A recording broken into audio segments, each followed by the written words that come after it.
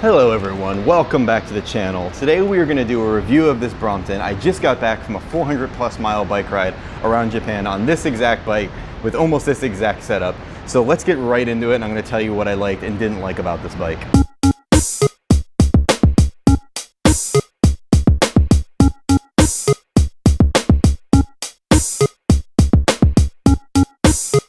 Currently, we are not in Japan, unfortunately. We are here in New York. I got back from the trip a couple weeks ago. It was amazing. Some of you may have seen my day in the life video that I posted. I have more content coming, more daily ride video content that I'm gonna be posting, but I wanted to get this video out first as a follow-up to the other video I made that was a preview of riding this bike in Japan. And now that I've done it, I kind of want to go through and talk about the pros and cons of riding a Brompton, specific pieces that I upgraded on the bike, whether or not they worked out, give you guys a full tour. Well, the bike is still very much in the exact same shape and condition that it was when I was riding in the country previously.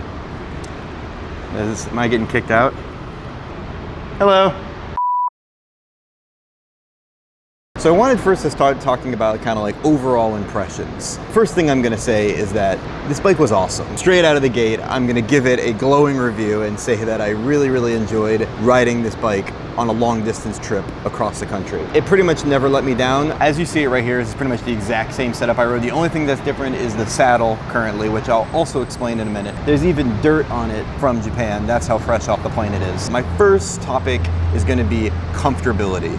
Now, this is something I was a little concerned about. I'm used to riding a full-size bike. I've done several tours on my full-size bike. I ride this Brompton around town, but it's not something that I've ever done more than maybe, let's say, 20-ish miles on. Doing 400 on it is a pretty big jump. Overall, I would say the comfortability was like a 9 out of 10.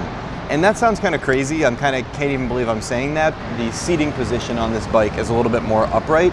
You're not as like hunched over forward, you're more kind of like sitting upright on this one. Maybe that had something to do with it. My usual pressure points, which are like butt, hands, knees, I would say are kind of the three for me. I never really had an issue outside of your kind of daily, wear and tear and irritation that you're gonna be feeling when you're doing anything that's long distance and a little bit more extreme. Some people might ride this bike and have a horrible experience, but for me, it was quite comfortable and I would very much do another tour on this bike for many other reasons as well.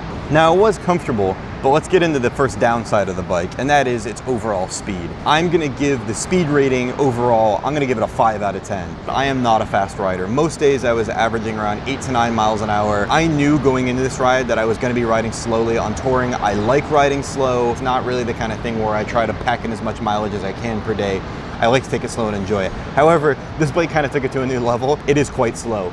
That's due to a couple factors, right? The obvious is just the gear ratios and the tires. You can only go so fast on the bike because you can only put so much power down. Front bag really acted as a sail, and this is nothing wrong with this specific bag itself. Anytime you have a Brompton bag that's on the front like that, kind of just a giant plane, and if you're running into a headwind, it's gonna slow you down. So that, coupled with the tires, coupled with the gear ratio, made this bike very slow. And that being said, if you take the bags off of it, you're riding downhill, you're riding in other areas, it can be a very fast bike.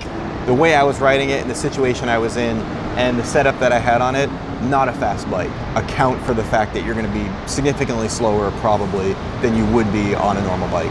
One of the plus sides I would say is actually the overall stability of the bike. Again, this is something that I was worried about, but I would give the overall stability another 9 out of 10. And that sounds crazy, maybe, but the bike is obviously small. The front tire is small. It can be a little bit twitchy sometimes, but I found that while riding this bike, especially with the weight, I had no issues with stability the entire time while I was riding. I did one day where I rode for almost 9 hours in the rain the entire time.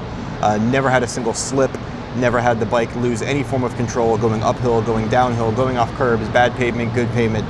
Never had an issue with that. I had no issues hitting high speeds going downhill with this bike. It just was completely stable. Never had any moment where I was like, oh my God, I'm about to crash because of the bike being unstable. Super impressed by the stability of the small bike, especially given that I was nervous going into it about the small tires. The final general overview topic I wanted to hit here was convenience. This is a pretty obvious one. It gets a 10 out of 10 for convenience. The bike folds up small. We all know this. It's the key feature of the Brompton. I just can't stress enough how lovely it was to be able to get this bike into a hotel get this bike into a train, get it anywhere I needed to get it without ever having to worry, oh, is it gonna be weird? Is there gonna be a problem with it? Is it gonna take up too much space? Is it gonna be too dirty? I never had those thoughts. The Vincita bike bag, which I'm gonna review in my bike bag video, but a little preview here, was one of my favorite bags of the whole trip. It was so easy to get the bike to go from bike mode to fold mode and then put it in this bag. Some people don't even realize that it's a bike. Hotel rooms in Japan are quite small, so when this thing's folded up and put properly in the bag and put in the corner of the room, you barely even know it's there. I took the bike multiple times on mini trains, but specifically what I wanted to talk about in this video too was taking it on the bullet train. I had no issues with it. You have to have a bike bag to take a bike on a train in Japan. Any train, non-negotiable. The bike has to be in a bag. You can break this thing down, put it into a bag in 2 minutes tops. Now, as long as you're being respectful and careful and keeping the bike in the bag and making sure everything's clean and safe, you're not gonna have any issues with it. The bullet train specifically, taking a full-size bike on the train can be very difficult. There are sections at the ends of the train cars that are reserved for oversized luggage. So you can reserve that ticket if it's available and fit your luggage there, but it's not a guarantee you're gonna get that ticket. So it's always kind of a challenge bringing a full-size bike. But with this, I was able to put the bag at my feet. I'm a pretty tall guy, I'm 6'1". Bullet trains have tons of leg room, so I was able to sit comfortably and have the bike in front of me. And in my two bags, the front bag and the back bag, were able to fit into the overhead kind of containers of the train, no problem. As long as you're being respectful of the people around you and making sure that it's not infringing upon anyone's space, it was a really pleasant experience, actually. Okay, well, now we're gonna get into some of the specific parts that I upgraded for this bike and talk about how that worked out while I was on the ride. First, we're gonna talk about the drivetrain. As I talked about in my preview video, I stepped the chainring down to a 44 tooth. It's a smaller chainring that comes stock with the Brompton, which allows you to have kind of a lower gear ratio, which is better for hill climbing. I would say overall, definitely happy with the choice. I did multiple decent hill climbs. I have some longer hills in the mountains, and I can confidently say that it would have been significantly harder to do this ride if I hadn't stepped down that chainring. This is not a hill climb bike. It's not made for that. It's a 4-speed. This is a city bike that's made for doing commuting and around town riding. There was like maybe 1 or 2 times where I had to get off the bike and walk it, mostly because it was probably either really windy or way too steep. I planned the trip around not having massive amounts of elevation, so it would always kind of get to that point where I was like, okay, I think I'm at my limit, and then the hill would kind of end and I would be okay. So I would say that the step down chainring situation, I give that an 8 out of 10 for being the correct decision to make for a trip like this. Okay, next I want to talk about a surprise star of this bike, and that is this little kickstand here. I don't remember the exact price of it. I'll put it on screen now, but I got it on Amazon. I was not expecting much out of this. Kickstands, I think, are an essential piece of kit when doing a tour. They just come in handy so many times when you have bags on the bike and you need to stop constantly, and you don't want to have to lay the bike over and lean it on something or risk it falling over. And the construction on the thing seemed decent. I had no idea it was going to last, but I never had the bike fall over once. This thing withstood the entire time. I have to give this little kickstand a 9 out of 10. It'll be something that's gonna stay on my bike permanently. It folds fine with the bike. It doesn't get in the way. It looks nice. Definitely a surprise hit of the trip. Next, we're gonna talk about the pedals on the bike. I wasn't really planning on talking about these, and to be honest, before I set off on this trip, I didn't even really think twice about the pedals. These are the standard ones that come with the Brompton, so I did no changes to them, and I didn't even really think twice about upgrading them. It wasn't even on my list of things to do. However, if I was ever to do another tour with this bike, I would put different pedals on the bike. These were fine, but I had 2 major issues with them. Issue number 1 is that there's not that much grip on them. Granted, I didn't have the best shoes for the trip that would have the best grip on them themselves. If I'm gonna be riding a flat pedal on a long distance tour, I kind of prefer something that has a little bit more tooth to it, a little more grit to it, so you can kind of dig your feet into it a little bit better. I found myself slipping off these pedals multiple times, which is never something you want, especially when you're trying to apply power on the bike. And then the second part was that this pedal is a foldable pedal, which is great for when, you know, you're trying to fold the bike, but when you're in the countryside and it's dead quiet, you can hear these pedals creak. And I tried tightening them, I tightened every bolt on it, I greased it, I did everything I could, still had this creaking sound, and they just have a little bit of play in them. Again, they're kind of designed more for commuting when you're just jumping on and off the bike and not doing, you know, extreme long distances on it. So I'll give them the benefit of the doubt. But overall, I would give these pedals a 4 out of 10. In terms of the overall bike, they will probably be the #1 and potentially only thing that I would truly upgrade if I did another long distance ride on this bike. Okay, let's talk saddle. Now, obviously, this is not the saddle that I did the ride on in Japan. Now, I'm a huge Brooks fan. This saddle that's on it currently is also a Brooks saddle. It's their synthetic one, so it's a rubbery material, it's not leather. It's fine.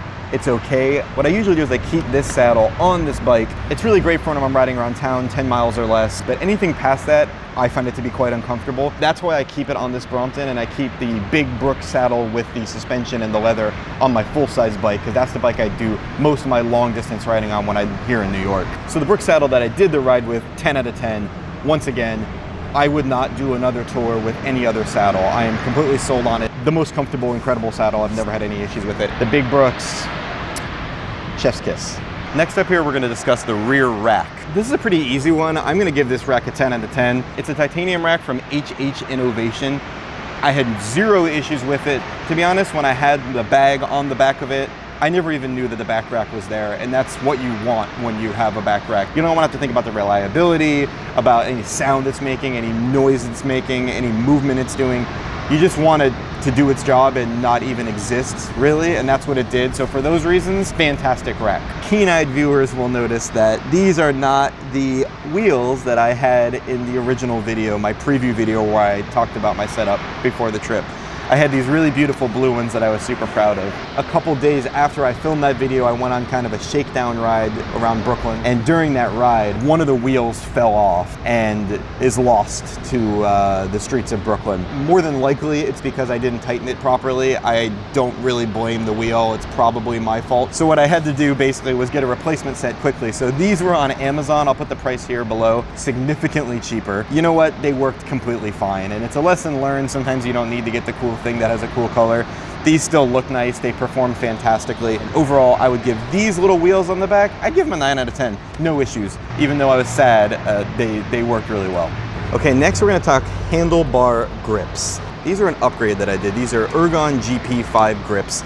Something I talked about in previous videos is that in order to get the bike to fold properly, these grips do not work with that. So every single time that I wanted to fold the bike, I had to unscrew the Allen bolt on one of these so that when the handlebars come down, you could lock the bike properly. Once you did that, the bike locks fine, but every time you want to lock the bike, you have to do that. Some people would find that very irritating. Some people would say that that's a no-go, but for me, you know, every time I got to a hotel or a train or whatever, I'd have to be kind of braking on the bike anyway. There was a process that goes into that when you're touring, so it didn't really bother me. I mean, I'm doing it once a day, maybe twice a day if I have to bring it on a train, and the payoffs were massive. These things were super comfortable. You have multiple positions for your hands, so while you're riding, you can kind of constantly be switching that up. So my hands never got the normal extreme fatigue that I normally get when I go on long distance rides. Usually I can feel it in my elbows after like a week. You know, just the jittering and the shaking. I had no issues with this. I'm gonna give these grips an 8.5 out of 10, and the only points are off are because you have to, you know, unscrew it in order to make it work with the Brompton. They do make smaller ones, as someone pointed out in a previous video. They make ones that are this part right here is a little bit smaller, and they do work with the fold on the Brompton, but I wanted these ones that were big, so I'd have all the options for my hands, and I personally don't regret making that choice. Let's talk about the front carrier block. In the previous video, I had a red aftermarket front carrier block on here.